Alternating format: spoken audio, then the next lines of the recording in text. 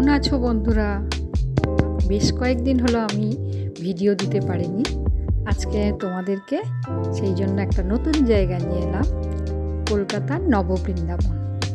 আমার বাড়ি বেশ কাছেই অবস্থিত, দুটো টোটো করে গেলেই এই নববৃন্দাবন আমি পেয়ে যাব।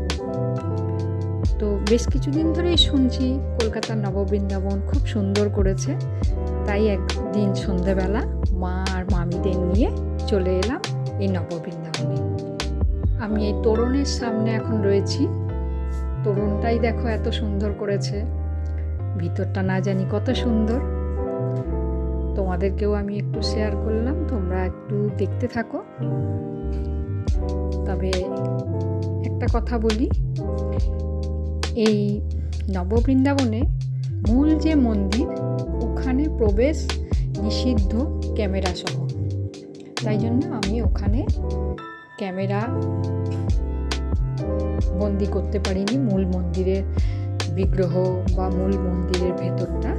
বাইরেটাই যতদূর সম্ভব ক্যামেরা বন্দি করে তোমাদেরকে শেয়ার করলাম। দেখতে থাকো। যদি ভালো লাগে আমার ভিডিওটা, তাহলে একটা লাইক, কমেন্ট, শেয়ার করে আমার চ্যানেলটা সাবস্ক্রাইব করে দিও। আর যাদের চ্যানেল সাবস্ক্রাইব করাই আছে, তারা একটা লাইক, কমেন্ট করে দিও। তাহলে আমি পরবর্তী ভিডিও করার জন্য আগ্রহ পাব।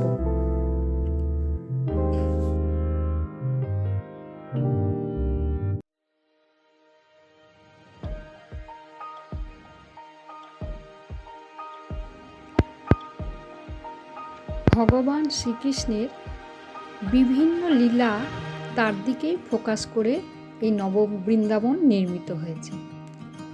সেগুলো আমি যতটা পারলাম এখানে শেয়ার করলাম তোমাদেরকে দেখানোর জন্য। আমার তো খুবই ভালো লেগেছে।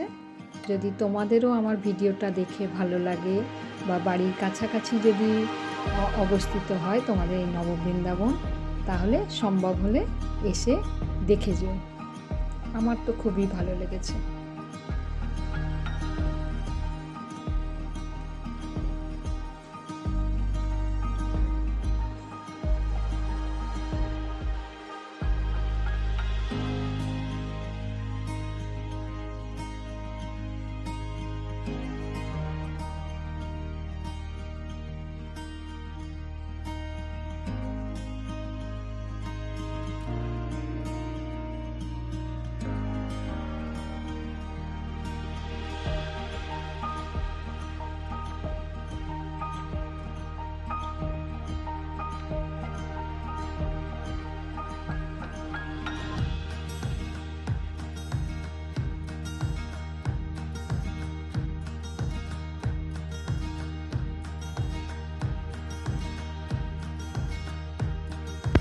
আর একটা বিশেষ কথা তোমাদেরকে জানিয়ে রাখি, এই মন্দিরটির নির্মাণ কার্য কিন্তু এখনও সম্পূর্ণ হয়নি। তাই জন্য এই মন্দিরটি কিন্তু সারাদিন খোলা থাকে না। এই মন্দিরটি খোলে বিকেল 5:30 থেকে আর বন্ধ করে 8টা। তোমরা এলে কিন্তু এই রকম টাইম নির্বাচন করেই আসবে। তার আগে এলে হয় তোমাদের ফিরে যেতে হবে, আর নয়তো দীর্ঘ সময় অপেক্ষা করতে হবে মন্দিরের ভেতরে সৌন্দর্য দেখার জন্য।